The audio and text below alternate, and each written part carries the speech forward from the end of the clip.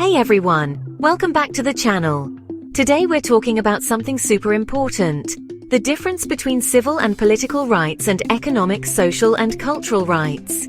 These two categories are the foundation of human rights but often get mixed up. Let's break them down one by one. First up, civil and political rights. These are rights that protect your freedoms and your ability to participate in political life. Right. Think of these as the rights that ensure your liberty and your voice in society. Examples include the right to life and personal security, freedom of speech, religion and assembly, the right to vote and run for office, protection from torture, arbitrary arrest, and unfair trials. Exactly. These rights mainly require governments to not interfere with your freedoms. For example, the government shouldn't censor your speech or arrest you without cause. These are sometimes called first-generation rights because they focus on limiting government power to protect individual freedoms. Now, let's move on to economic, social and cultural rights. These are often called second-generation rights, and they deal with your quality of life.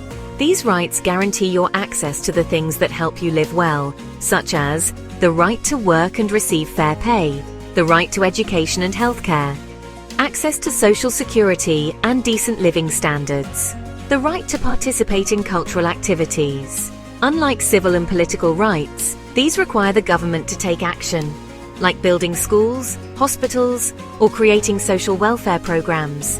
Exactly. They're about providing the resources and opportunities people need to thrive, not just protecting them from harm. So what's the big difference between these two sets of rights? Well, civil and political rights are about freedom from interference, things the government must avoid doing. Economic, social, and cultural rights are about positive action, things the government must provide or support. Also, civil and political rights tend to be enforceable immediately by law. Economic, social, and cultural rights can be harder to enforce right away because they depend on resources and policy priorities. But both sets of rights are essential.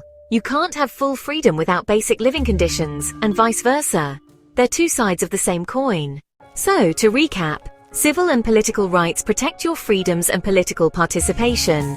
Economic, social, and cultural rights guarantee your access to basic needs and a dignified life. Understanding this helps us fight for a world where everyone is free and well cared for.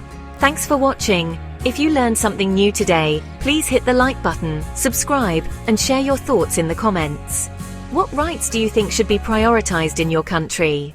Let's start a conversation.